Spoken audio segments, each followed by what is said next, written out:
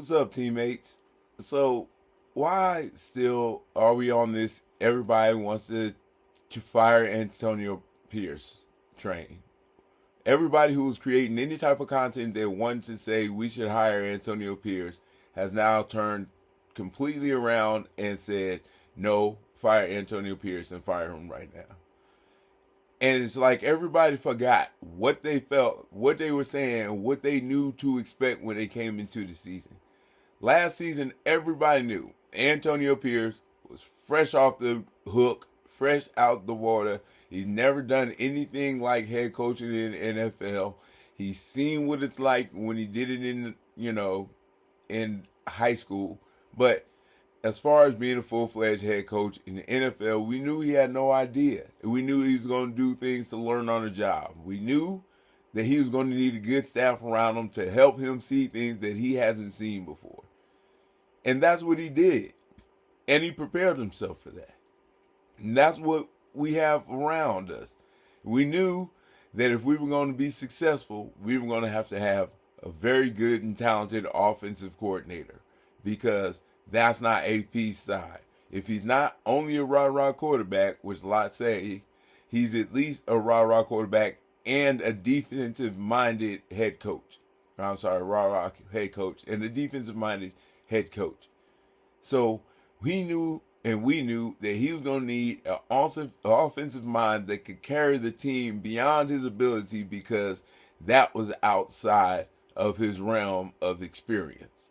So we was going to rely heavily on whatever the offensive coordinator was going to do, because he just doesn't do that.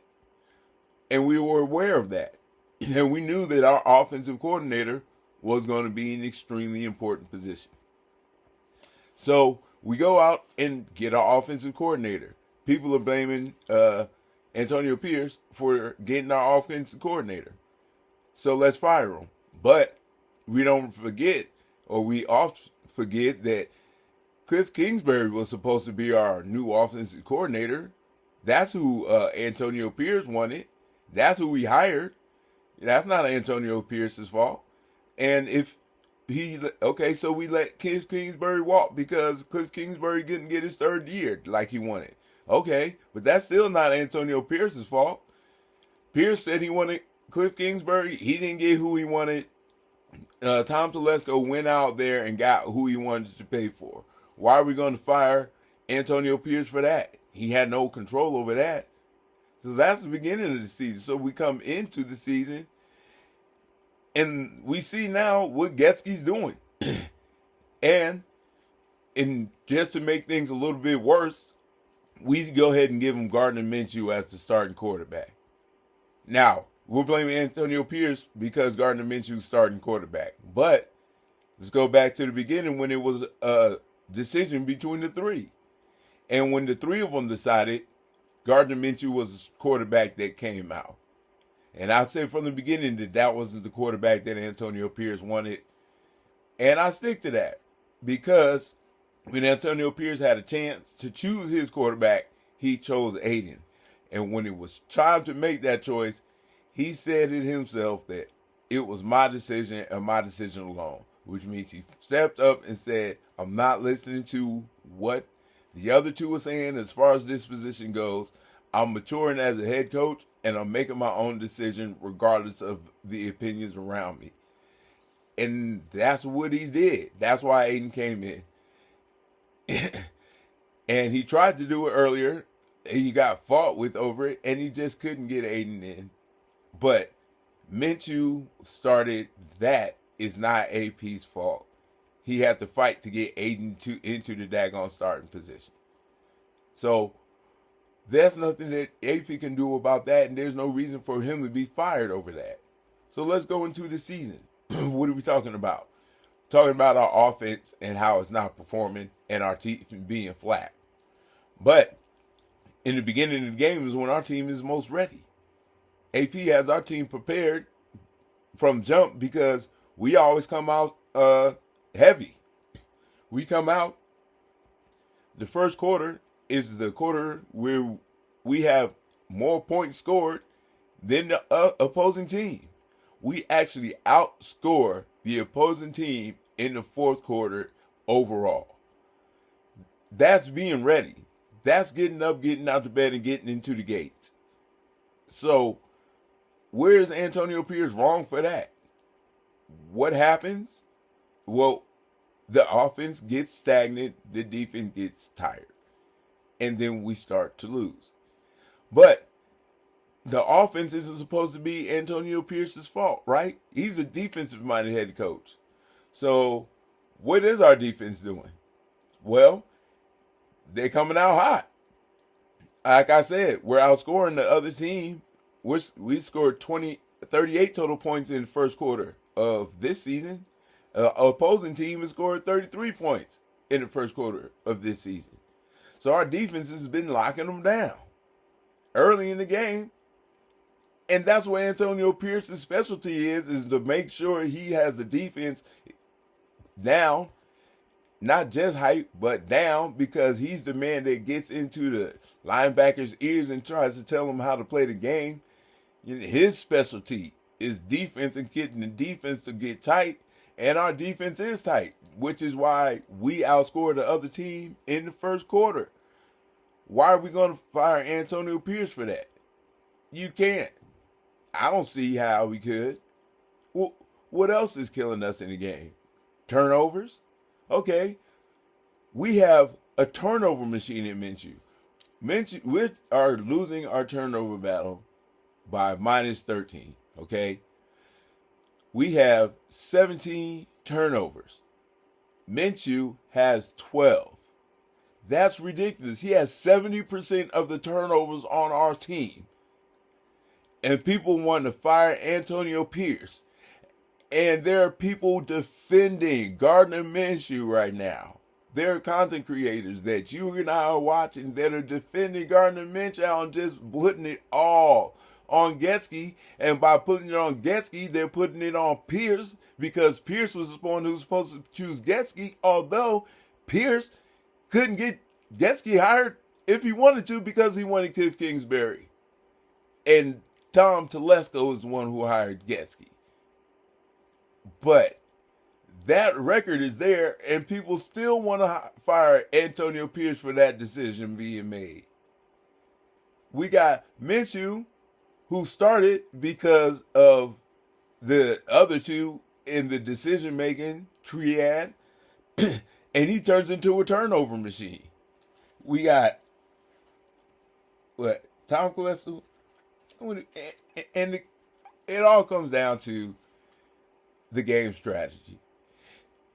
And what is the game strategy? The game strategy that Antonio Pierce wants is, yes, run heavy. But that doesn't mean that he gets to approve every run play that comes in and every pass play that comes in. He doesn't say, it's 1st and 10. Okay, AP, do you want to run it or pass it? Run it. Okay, let me think of a run play. And then it work from there. No. Getsky and Coach Pierce talk together before the game, and they say, okay, let's try to get this done, and we're doing it this way in an attempt to attack this person and this weakness in this team. And we want to do that by using this type of offensive performance. But that doesn't mean he's there play by play over the headset saying, okay, Coach Pierce, I want to run this play. Is that okay? No, pick another one. That's not what's happening. Getsky has to make his decision. Antonio Pierce has to listen to him. Antonio Pierce has to gauge what's going on. And we know that he's not out there to override the offense. That's not his job. He's out there listening to what's going on and giving his opinion on the way we should do it. And he's supposed to be controlling and managing the flow of the game.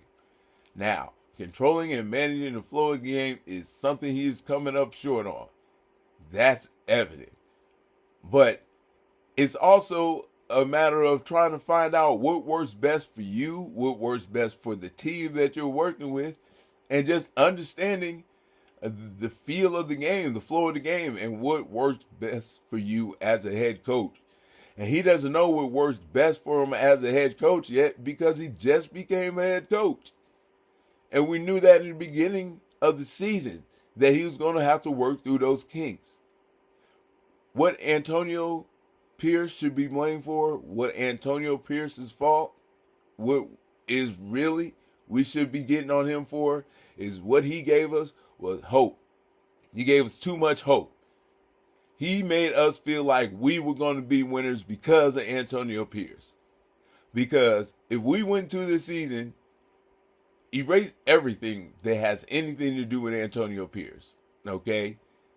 And if we were going back into this season with Josh McDaniels and Jimmy Garoppolo as our starting quarterback, throughout the whole offseason, we would have had no hope. We'd have felt like that this was just going to be a terrible season from tip to tail. But no, AP came and he gave us hope. We also gave him a team that was put together well. We had a good, strong offense. We had a good, strong defense. We didn't have depth, and we knew that from the beginning of the season. And we got into the season, and half of our top defense, or 4 of our top 7 defensive players are hurt. And everybody's wondering why we're having a tough time on defense. But we're still in games. We're losing some of our best wide receiver. And our offense stinks, but we're still in games. Why are we losing the games? Turnovers and penalties, right? And now we talk about how penalties are supposed to be destroying the Raiders. But if you look at the penalty battle, there were 3 out of the 8 games did we lose the penalty war, which means we had more penalties than the other team. And for how many games? 1, 2, 3, 4, 5. We had less than 6 penalties in 8 of those. In 6 of those 8 games. So there were 2 games where the penalties got out of control. But for the other 3 games, or for the other 6 games, we're at 6 penalties or less, which is not freaking very bad at all. And like I say, we've beaten out the other teams, and even in the penalty games where we lost, it was 6-5, 6-9, and then we just had a terrible game against the Rams for whatever reason. Rams had 3 and we had 10. But we aren't getting destroyed in the penalty wars. It's not like we're having double-digit penalties game after game after game, because we're trained pretty well. They're ready for the game. We're pretty daggone disciplined. Penalties are killing us, but it's because their penalty is in key situations where we're getting screwed by the refs, in my opinion. So if we're only getting 3 and 4 and 6 penalties a game, but the penalties are really what's killing us, that can't be too much on bad coaching, especially when you look at the penalties are all being subjective penalties for the most part, which means, penalties that are graded by the referee, not penalties that you can obviously see like offsides or things of that nature. So we're losing this penalty war on penalties that we can't control, which is stagnating our offense, and it's taking points off the board for us, literally. And that's not Antonio Pierce's fault either. So all these things that are going wrong in the minds of the fandom out there and the content creators, is none of it is Antonio Pierce's fault. None of it he can control. You don't like Gesky, he couldn't get Gesky into the game, off the team. He didn't hire him. You don't like the way the offense is going, all he can do is approve of the script in the beginning and then let him go with the rest of the game. The script in the beginning is the most productive quarter that we have as a team. We score more in the fourth quarter, but that's garbage time, and we're always just throwing the ball. And we even outscored the other team in the fourth quarter because they don't need to score, and we just keep throwing the ball in. If we fortunately get ball in, it doesn't really matter to them. They're just trying to hold us back. Anyway, we're still prepared team. Still getting out the box early. He's controlled what he can control about the offense as far as the play control, as play calling in game. All he can do is approve of what Getsky is called before the game. He can talk in the halftime about where we should go, but he can't change play to play each play and decide where to go. Even if people want to blame Pierce for wanting to be a run heavy team and Luke Getsky keeps being run heavy, going run heavy doesn't mean that you have to run up the middle out of the shotgun formation. He can't control which run play he uses. There's no time for that. So that's not Antonio Pierce's fault either. There's all these things that we're mad about. There's all these things that are legitimate gripes. And all these things are completely out of the hands of Antonio Pierce. And they're all in the hands of Getsky, Minshew, and the rest of the team as far as the penalties goes. But those are the things that are killing us. That's everybody's aware. It's bad offense execution, too many penalties, and too many turnovers.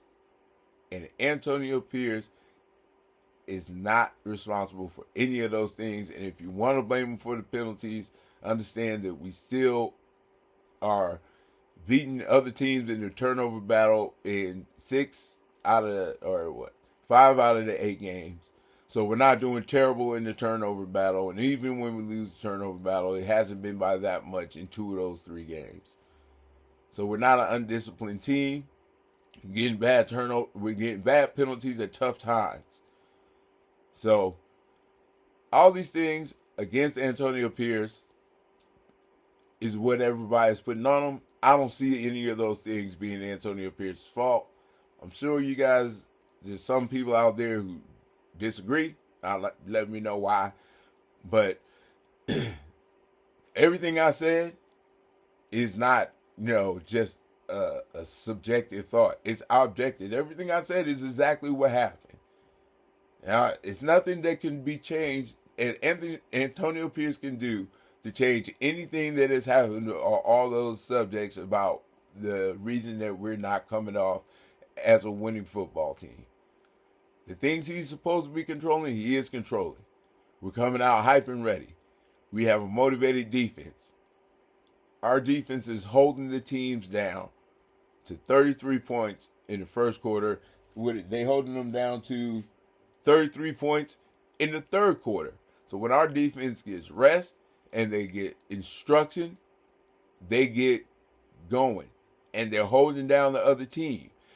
What happens is our turnovers kick in, which our offense is turning the ball over, which is Getsky and Minshew's fault.